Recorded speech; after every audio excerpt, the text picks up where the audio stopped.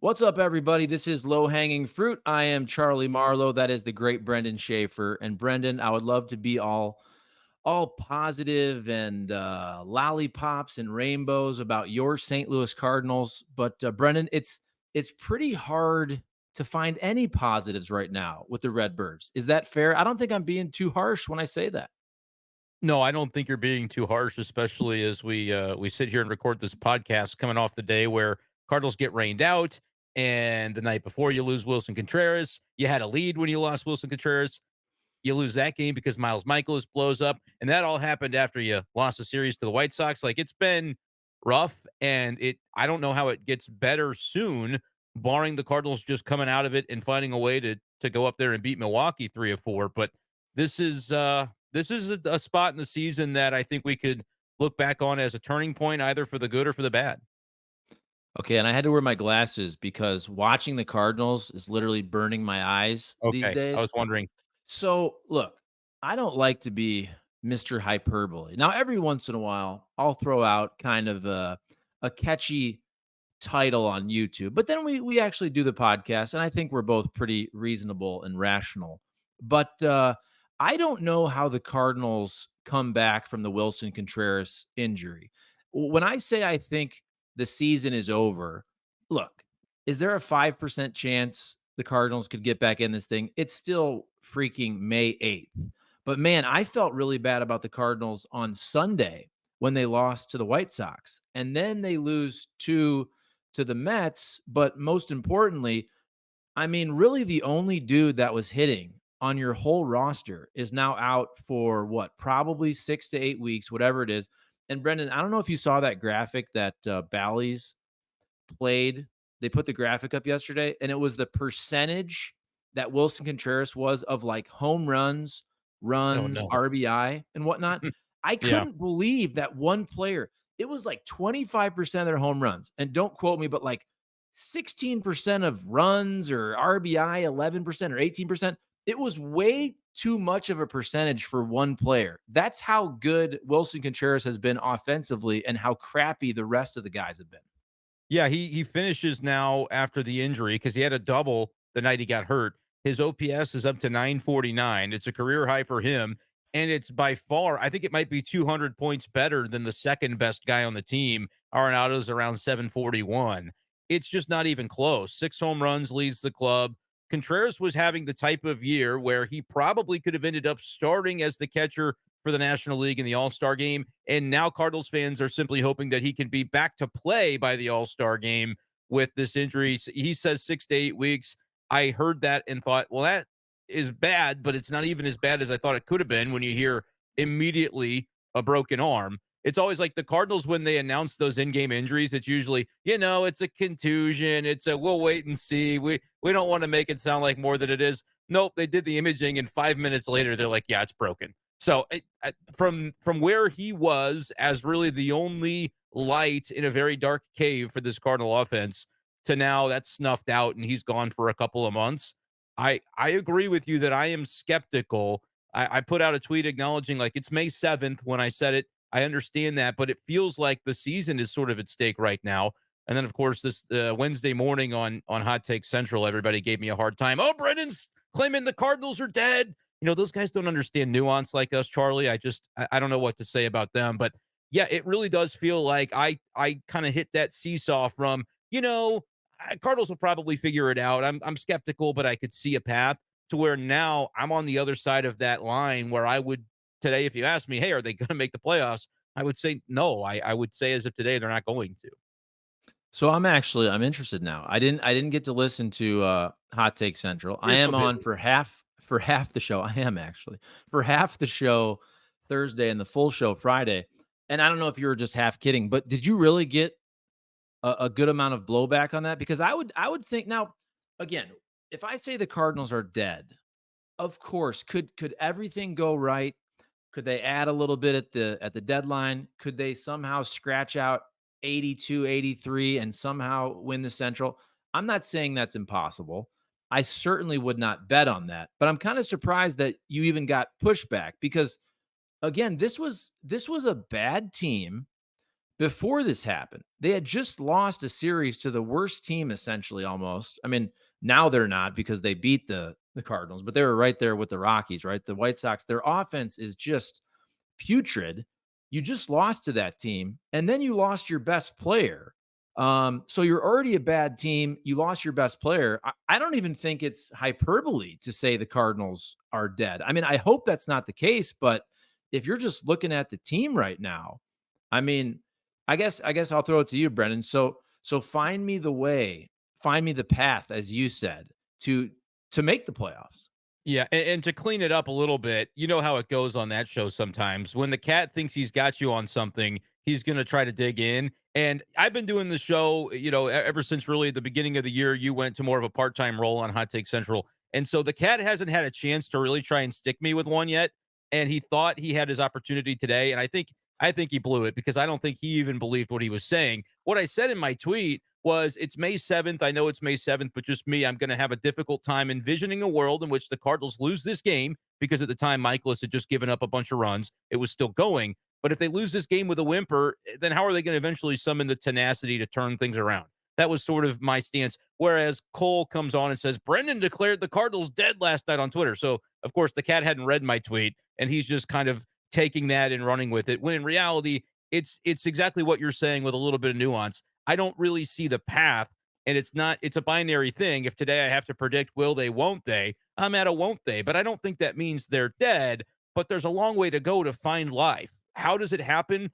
It's guys like Lars Nootbaar and Alec Burleson who hit home runs in the game last night. It didn't end up factoring in for a Cardinal win, but those are guys that you need them to perform to career norms and maybe better. And to this point, we haven't seen it, especially from Nootbaar, who's had an OPS in the 500s. Like, he's got to go, and Brendan Donovan's got to go. You got to get all those guys back to where they were last year, and then probably find a Jordan Walker that comes back from Memphis and does the same thing. It's going to be, it's going to take a village within this lineup to cover up what Willson Contreras was doing for them.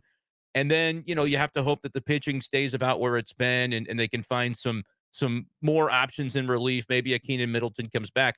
Look, I think it boils down to this offense, and you just lost your best piece. So if you're trying to carve out a way that it happens, it's everybody else picking up the slack. It's a Paul Goldschmidt not being completely cooked, which if you watch the second game of that Mets series and the way that it ended with him, probably the worst Paul Goldschmidt at bat that I can recall seeing from him to end that game in the ninth. It was for the second out of the inning.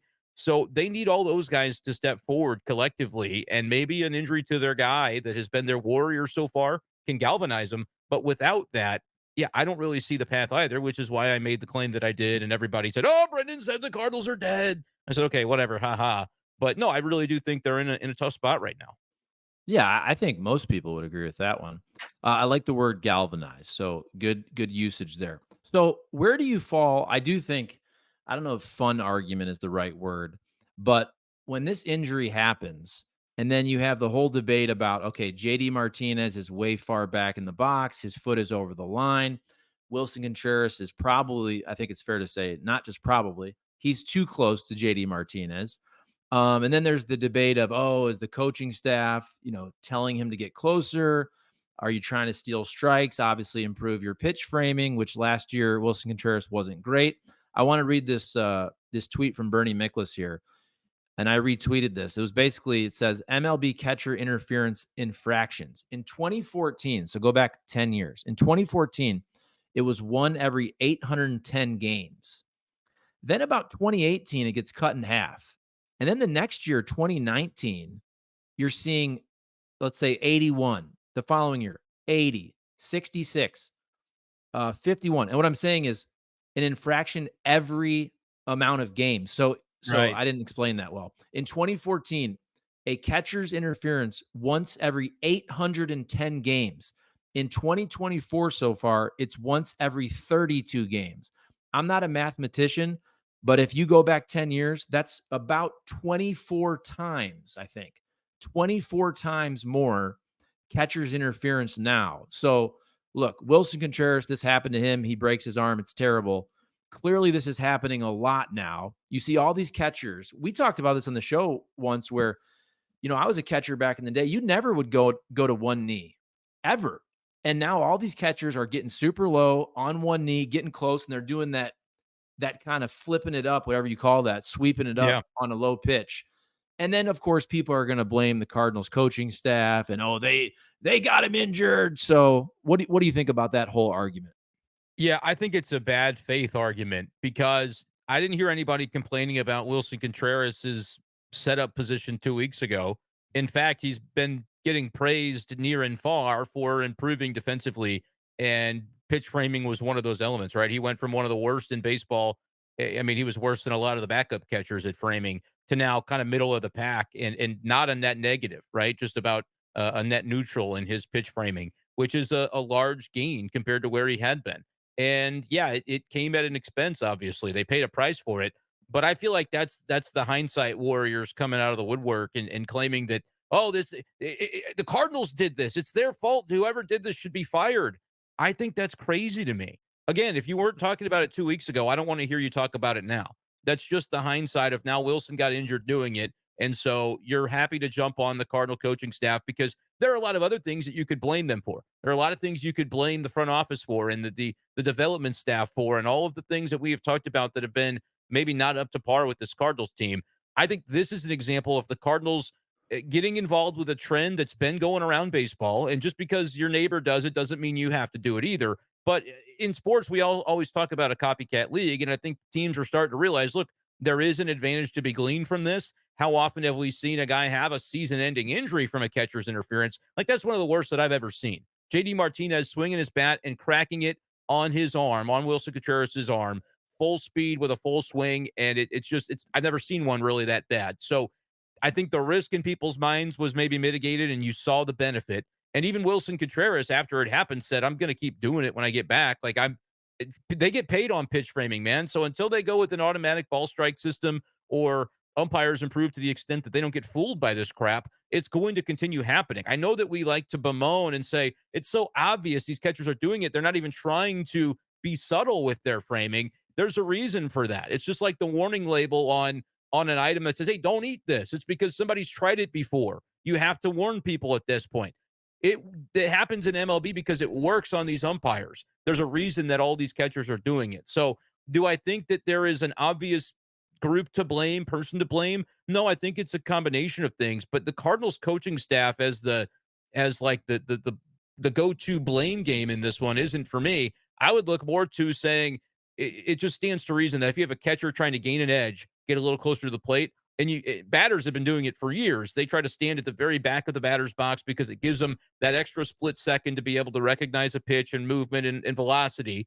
And in the case of this instance, Martinez's foot was completely beyond the line, but I don't think that's unique. I think guys probably often do that to try to gain an edge. So you have two guys trying to gain an edge, and they're meeting in a spot that makes it dangerous for the catcher.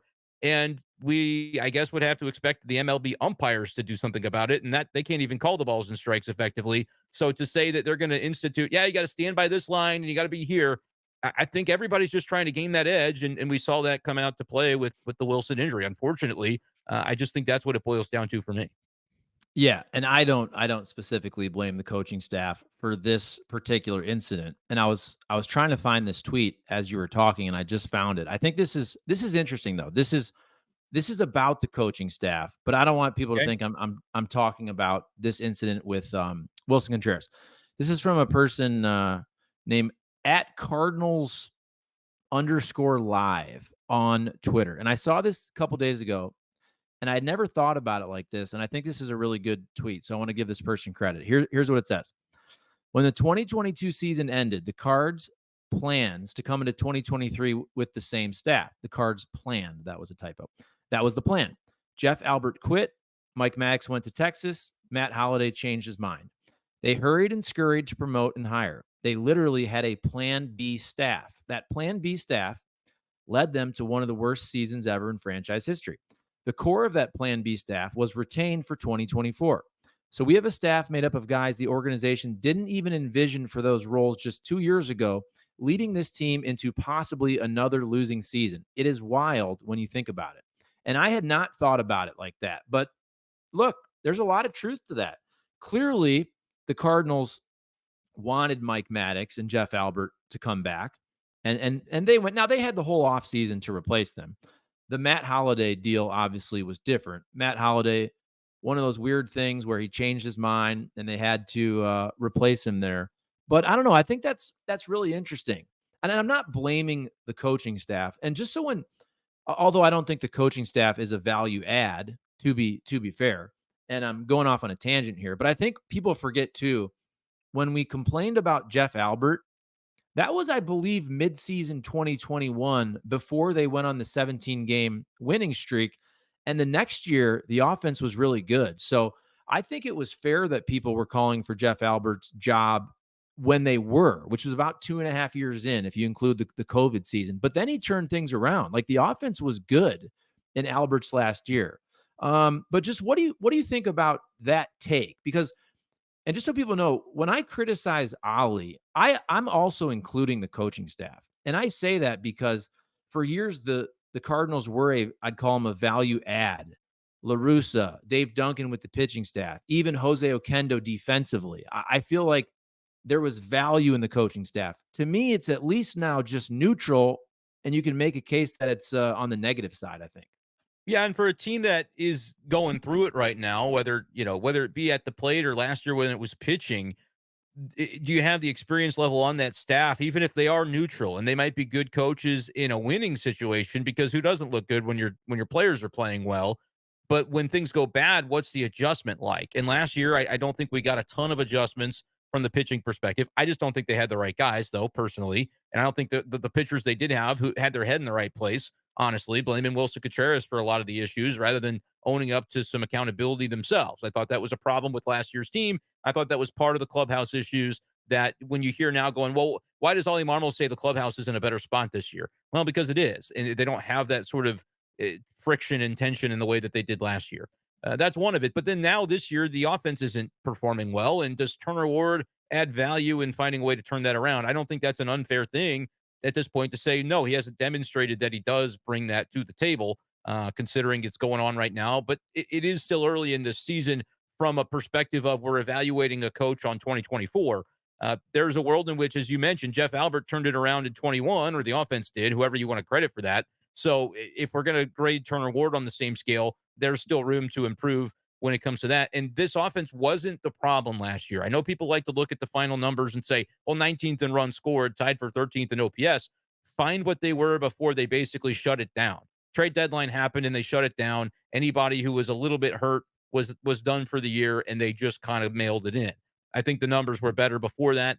And that's not excusing what's happening now, but it's just to demonstrate that hitting coaches that you wanted gone, then we're able to turn things around. It's happened before. Perhaps it does happen again, whether I predict it will or not. I will say, though, before Jeff Albert left, I still feel like they were his detractors, even right as he left, because he sort of left was the wording of the pressure of the St. Louis, and he didn't like maybe taking the blame for some of the things when they would go wrong.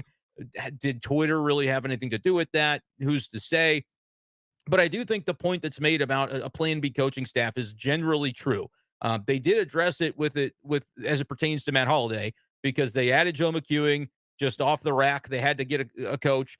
It didn't work, and so they put him into the Yachty role. Right, he's an advisor technically in the organization now, but you don't see him. What does he do? It doesn't really matter. They just had to keep paying him, and it's not nice to say you fired a guy. So Joe McEwing is still in the org, but they got their handpicked coach in Descalso, and so that is no longer a factor. I think that's not Plan B. That's a Plan A example for Ollie Marmol, and I think he likes having Double D on the staff. But from a pitcher coach and hitting coach perspective, I don't think that's necessarily unfair. Not even a knock on the guys. It's not even a commentary on their qualifications or their skills. They had coaches that left of their own accord, and the Cardinals promoted from within rather than, believing they needed to make a bold move elsewhere. Is that an example of Mozeliak seemingly always likes the players that live in your backyard, so it's easier to get him to stay? If a guy's in the org, it's easier to get him to get bumped up, and you don't have to worry about, well, is there going to be philosophical friction? Is there going to be, what's it going to look like? They got ready-made coaches that were going to be happy to have the roles and maybe not worry about philosophical differences as you maybe did with a Mike Schilt. Yeah, and just so everybody knows, I'm just focusing on the coaching staff here because I think it's interesting. I liked that tweet. I wanted to read that tweet. And I always think, look, it's always going to be more about Mosaic in the front office and then also the players. So I don't want people to think that oh, it's all the coaching staff. But let's be real. We've done this podcast however many times, 15 times. We've bitched and complained about John Mosaic in the front office tons of times. We And talk about it all. That's the thing. We do this podcast weekly. We're going to talk about it. yeah. And I still can't believe the offense is this bad. I really can't. I can't explain it. And being fair, I don't think anybody came into the season and said this. Look, if you just said the offense was middle of the pack, okay. If you even wanted to go on a limb and say maybe this is going to be the 20th best offense, okay, I probably wouldn't agree, but I wouldn't push back. But I mean, literally one of the worst offenses in baseball. I can't really put that one together. How about this argument though? We'll kind of switch it up, talking about pitching, but also pitching depth. So over the weekend, Cardinals lose the series to the White Sox. Steven Matz is hurt. So you have Matthew Liberatore throw essentially a bullpen game. He's kind of an opener. What do you go? 3 2/3, whatever it was, 50 pitches. He did a really nice job.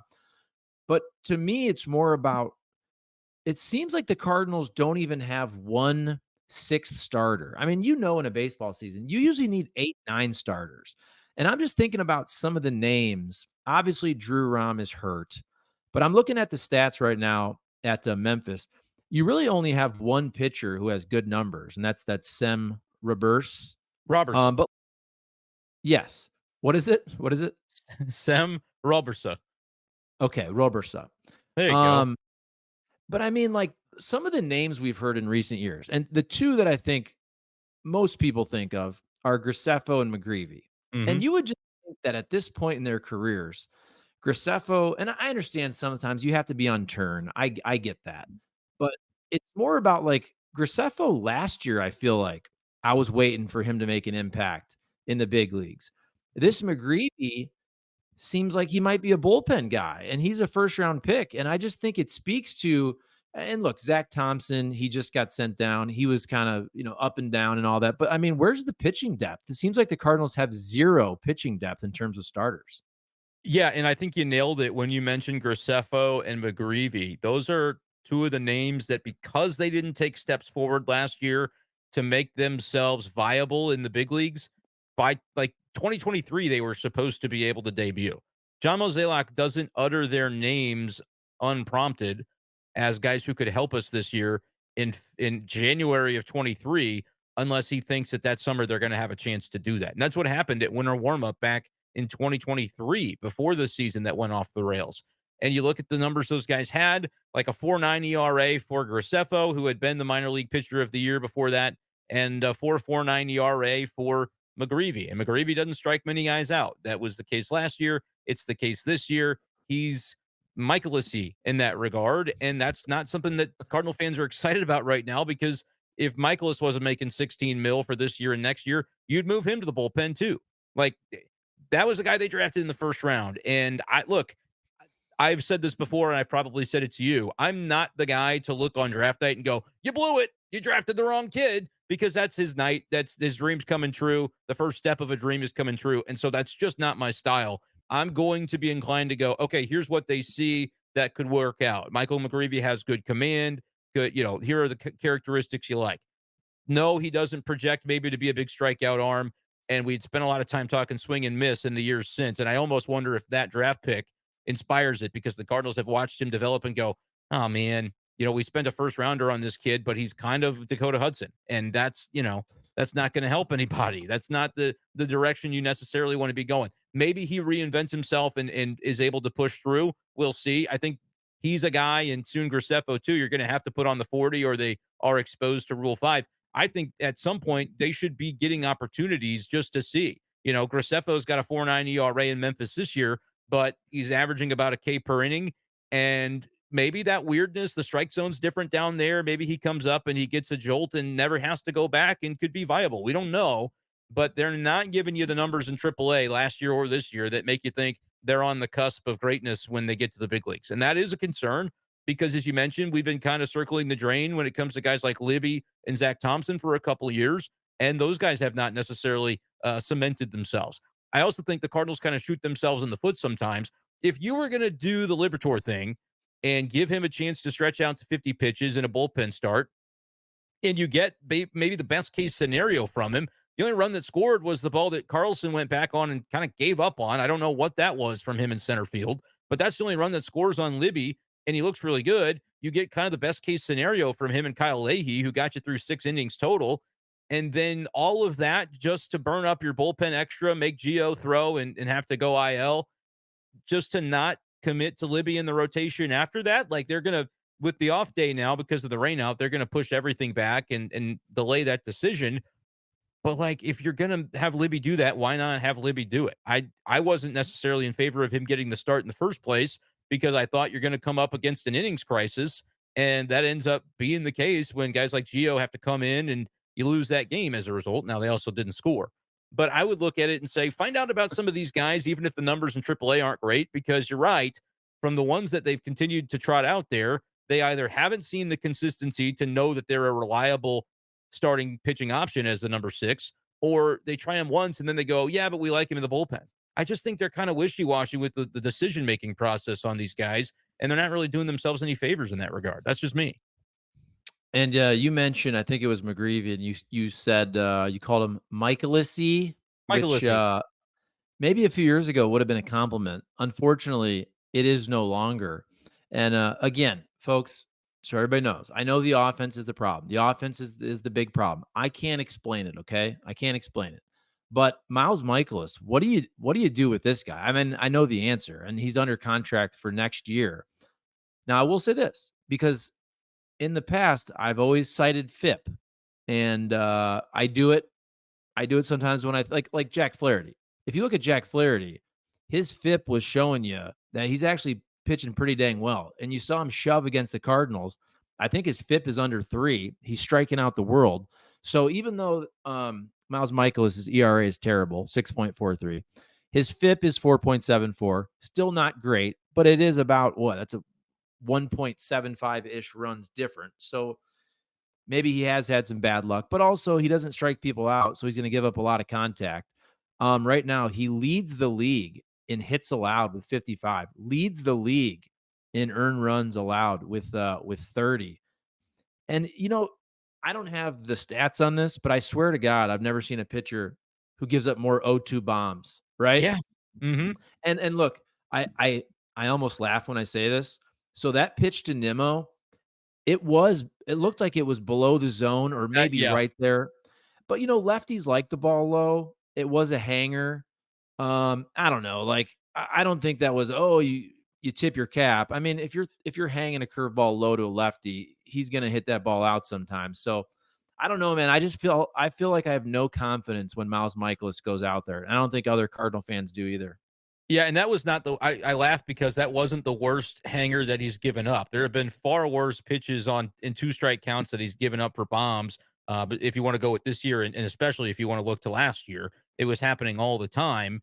And I feel bad, but the joke that I've gone to as well, it's just more of the soft contact. They whispered it over the wall, just like a nice little kiss, and it's a home run. Next thing you know, the thing about FIP with Michaelis, it used to be like we talked a couple of years ago when he was an all-star, had a 3.29 ERA, but a 3.87 FIP. So he was actually outperforming his FIP.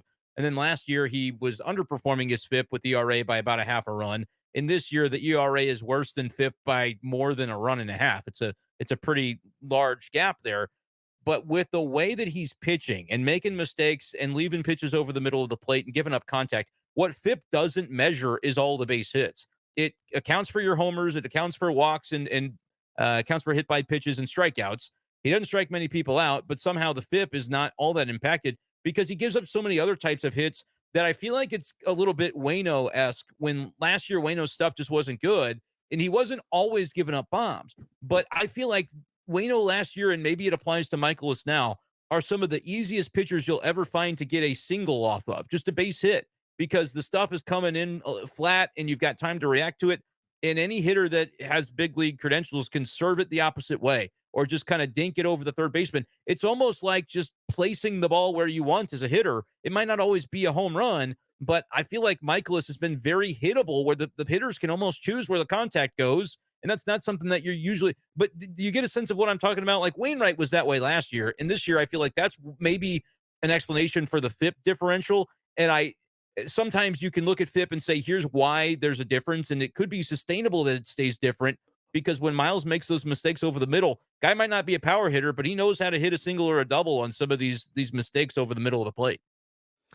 Yeah, and here's what I'd say. And look, I played a little bit of baseball, a little bit of college baseball. Nothing like any of these guys we're talking about, but I would put it like this: when you're a hitter, sometimes you have pitchers that they just give you an uncomfortable at bat, right? Especially if you're 0-2. And I mean, if somebody's nasty, if somebody has crazy velo, you're never super comfortable. And then when you're 0-2, you're already like, oh shit, I'm screwed. Yeah. And I look at Miles Mikolas as the exact opposite in terms of I don't think hitters are uncomfortable when they face Miles Mikolas with an 0-0 count. And also when it's 0-2. Now, he might strike somebody out every once in a while, but I feel like, hey, when a batter's up there and it's 0-2, they still feel like they have a good chance to get this guy because he's not nasty, right? I mean, he can load the zone up, doesn't walk a lot of guys, but I feel like there's a lot of guys who can kind of just dig in there and feel comfortable of getting a base hit or hitting a 3-run homer, even if they're down 0-2. And again, I don't have the stats, but man, I feel like he's given up a bunch of 0-2 bombs. And I don't know if at this stage of your life, Charlie, you're participating in this, but I think of it like on the video game, MLB The Show. You could be pitching with a guy and his energy total is low. And if you're playing online against somebody and you've seen this guy kind of hit some good hits against you before, you're going, where can I put a pitch right now that's not if I throw this in the strike zone, this guy's probably going to hit it off me.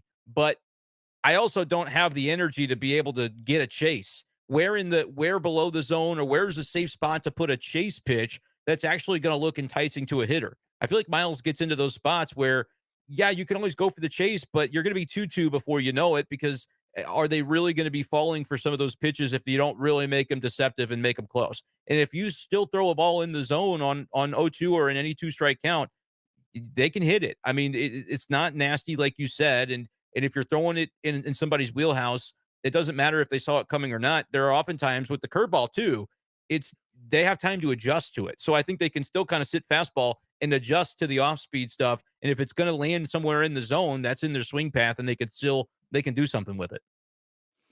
Okay, let's I'm trying to check the standings here. Not So good. the Don't old look at them.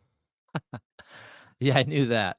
The old Cardinals are in last place, 15 and 21. So you are 6 games back of the Brewers and Cubs, who are technically tied, although they have different records. And you know what? I was on Twitter last night, but also my buddy, one of my very good friends, was at the Cubs game, and he was kind of showing us pictures and whatnot. And then, of course, the Cubs. It was just such a dichotomy last night, right? When Willson Contreras breaks his freaking arm, the Cardinals lose yet again for what, the fourth straight game, and then you see the highlights of a raucous Wrigley walk-off homer.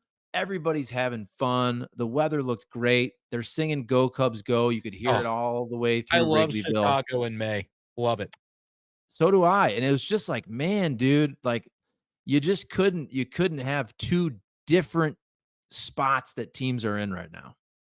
Yeah, the vibes are so bad, and that was before Contreras, their best hitter, got injured. I said the only way it could have been worse the other night when that happened to Wilson is if Sonny Gray had slipped on the dugout stairs or something because he wasn't pitching. But if you lose him to something flukish, then you're really screwed.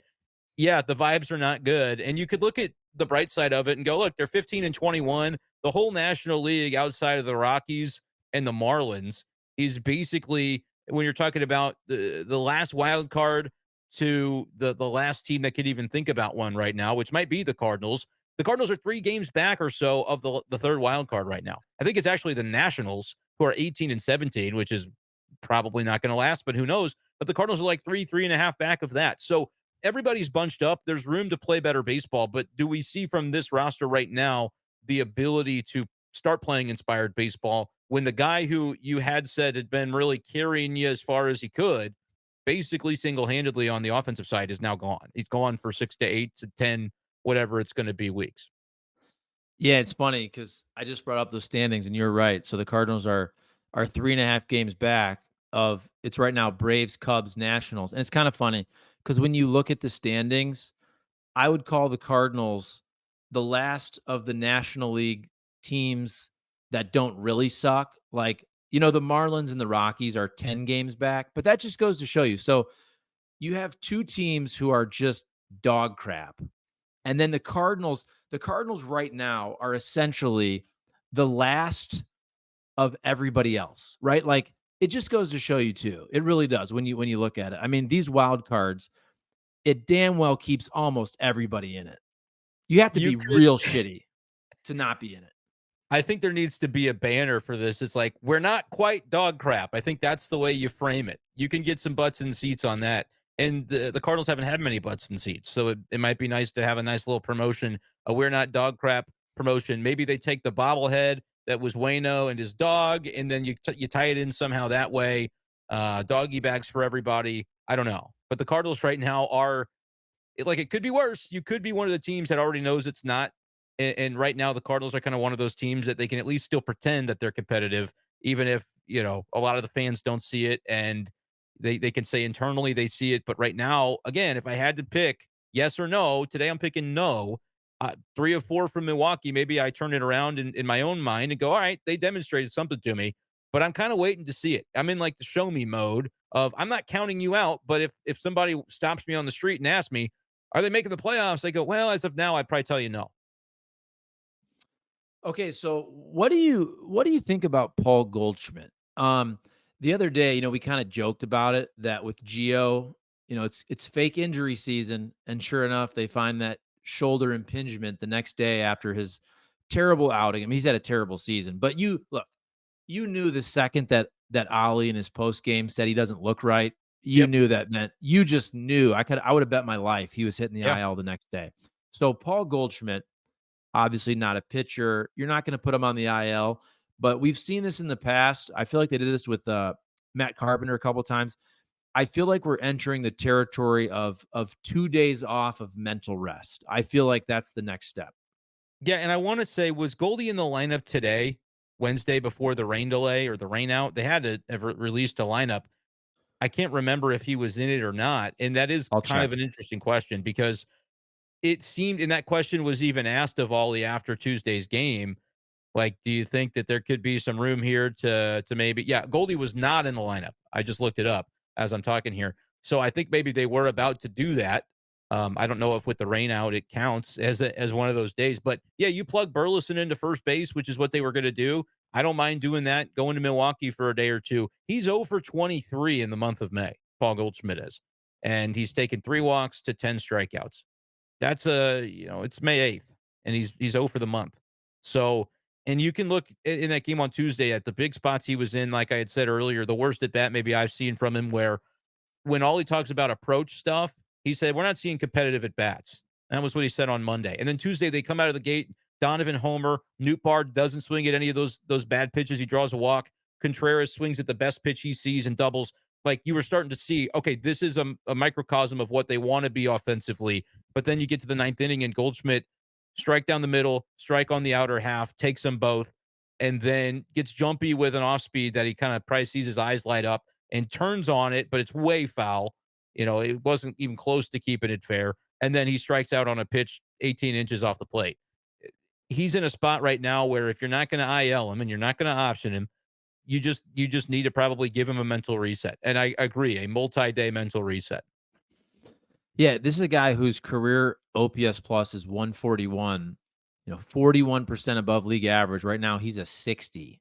I mean, that's kind of what in the bad years, what Andrew Kisner was giving you, maybe even a little better in some of those bad years until, Kiz had a good year last year. Yeah. But I mean, Paul Goldschmidt, the numbers are bad, but it's not, remember the one year we always talk about the one year that Matt Carpenter started slow, but the Cardinals said, no, your hard hit numbers are actually good. You're just having really bad luck. That's not the case with Paul Goldschmidt. He does look lost. Some of his swings, he looks like he's kind of in between. He's not discerning pitches, which to me is also more about that you probably think you have to cheat a little bit maybe to catch up Yeah. with some velo. I saw what he's really bad against changeups. Um, I don't know, man. I said this, I remember in the off season, and I was thinking about the Cardinals have so many guys who are like 35, and it kind of gets back to Wayno last year. You just never know the year that you're, as the kids say, washed. And I don't like saying that because I love Paul Goldschmidt just as a player and a human being. But here's what I'll say. If you have 5 dudes who are 35 or over, statistically, there's probably a good chance that one of those dudes is quote washed. You know what I'm saying? And I'm throw Lynn, Gibson, Mikolas, Arenado's not that old, but Goldie. And look, is there a chance that Miles Mikolas is done being a good MLB pitcher? I mean, that might be the case. Is there a chance that Paul Goldschmidt is done being an above average Major League Baseball player? I would not have said that before the season, but that could be the case. He's not young. You know what I'm saying? Yeah, I mean, there is a percentage chance, right? I think he's turning 37 in September and he's in great physical shape, but I think a lot of it is mental right now too because he's had slumps before, but if your physical skill just declines a touch, how much more difficult then does it become to pull yourself out of a slump when you're in one, when you can't just lean back on your physical traits that he's had? I would say that, the physical traits, if they're still a 9 out of 10, let's just say for the sake of argument, he's been a 10 out of 10, and right now he's feeling like a 9 physically because he's a year older than he was. Is that enough to then you now second guess everything you're doing? And like you mentioned, I thought it was a good line of he's not discerning the pitches. And that, again, he's maybe used to just being able to physically make up for something when he's going through a slump. And that pulls you out of it that much more quickly. And right now, we're just not seeing that from him. And the home run that he did hit, he had the one on opening day. And then the next one he hit was just the worst pitch I've seen in MLB this season, which to his credit, he hit it. But those sorts of things are going to be few and far between when there's a book out on, hey, you, as long as you pitch Paul Goldschmidt this way, you're probably going to end up being okay. And that's unfortunate. Is he washed? I have no idea, but yeah, it's a strategy that may be coming back to bite the Cardinals when you do have that number of players at that certain age. And people talked about it a lot with the rotation thing. Well, they're going to stay healthy. Knock on wood, they've largely stayed healthy outside of Steven Matz at this point, which is maybe a reason that you talked about pitching depth. Mozeliak didn't really want to talk about the depth in spring. It was, well, we want the 5 that we have to go the distance for us. And that's a nice sentiment, but it doesn't always work out that way. And so you're seeing on the pitching side them dealing with a little bit of that. And then on the side offensively, you've optioned one of your young guys that you thought, all right, if a Goldie doesn't pan out, at least a Jordan Walker's taking the next step. At least a Nolan Gorman's taking the next step. It's been the worst case scenario where whatever your 1 percentile possibility was for Paul Goldschmidt, that's playing out. Whereas, like you and I, if we were a little pessimistic on Goldie, we might have said, we're like, that's our 30th percentile is that he'll be a 700 OPS and just not viable as a great player at this point. Whereas he's like on the bottom rung of what the range of outcomes could have conceivably been. You said he was 141 OPS plus for his career. Okay, 40% better than the average player. Now he's 40% worse than the average player. That switch happens from a career norm to bang the next year you're seeing him as one of the worst hitters. That's a hard thing for a team to come around to and make up for when their young guys aren't taking steps forward, they're stepping back. And when you have a catcher that takes a step forward as a veteran leader and then gets hurt. It's a lot of yuck right now for the Cardinals. Yeah, and I'm looking at the starting pitching ERA through baseball, and the Cardinals are 21st. So they're look, I think a lot of people have said, "Hey, this starting staff has given you what you thought or better." They're bottom third in baseball. Now, to be fair, that's with a 4.28 ERA. The pitching overall from starters is also better because I remember last year, I think the Cardinals starters ERA was 5.06. So it's actually much improved from an ERA standpoint, but they're still not one of the good rotations in baseball. And again, folks, the offense is the problem. But I feel like I still think the offense is going to improve, and the reason I say that is I just don't think they can be this bad. I'm not saying they're gonna be even middle of the pack, but this offense is going to improve because there's just no way, in my opinion, that this offense can be this bad for 162. There's too many proven commodities in there.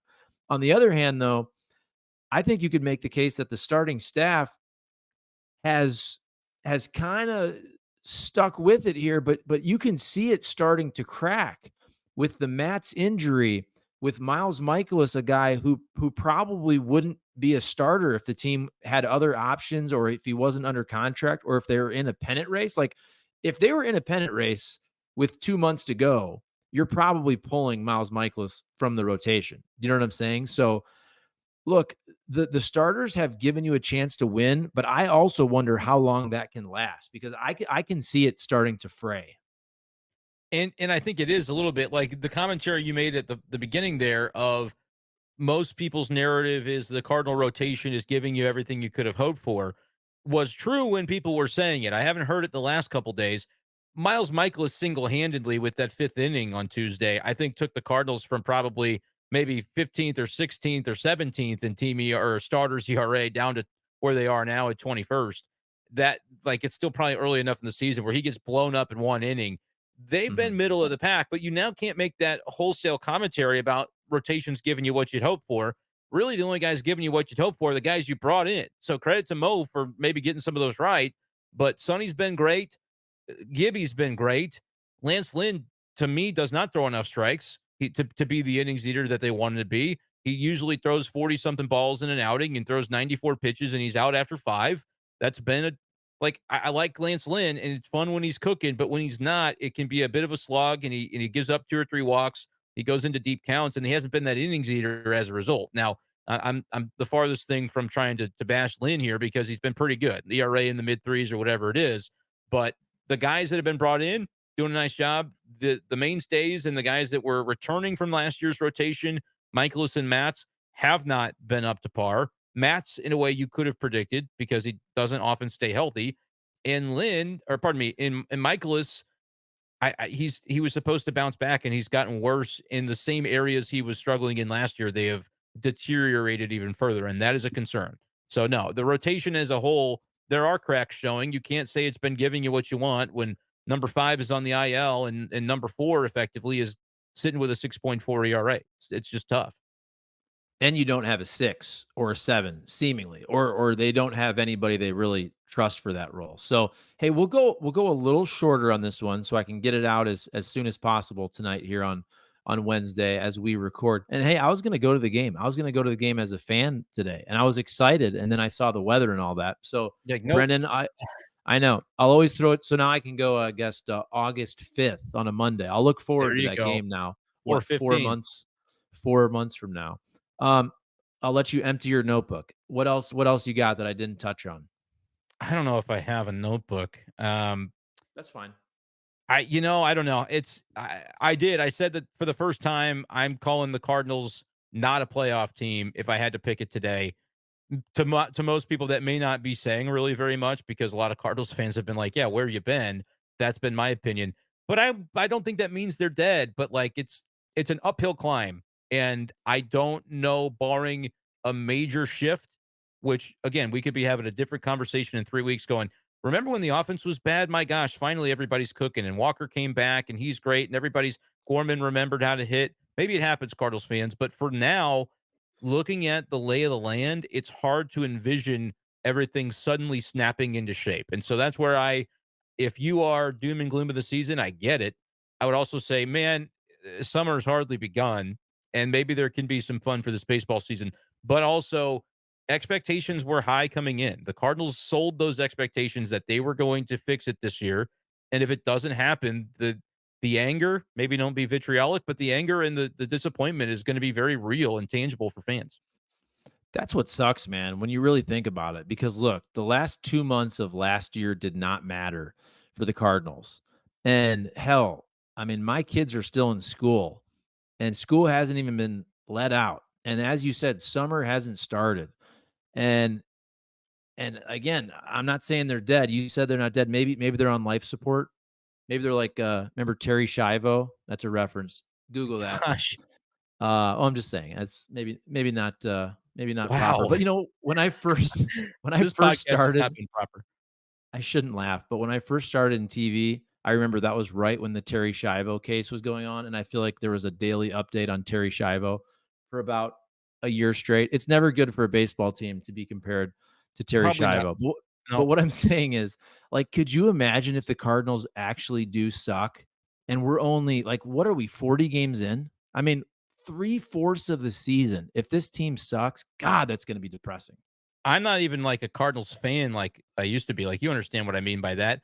Yeah. I can't even imagine having to do this for another 4 months and doing my own podcast on my YouTube channel, youtube.com/@bschaefer12. It's going to be a long summer if this is what we're dealing with again. Yeah.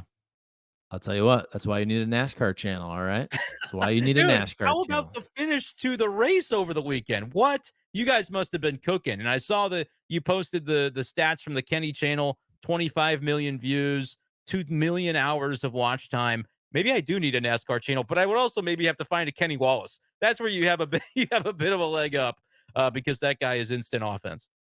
Yeah, I will say this. I had this conversation, and as we're trying to wrap up the show, and we can't now that we're talking about NASCAR, but I was talking to somebody today at the gym, and I said, you know what?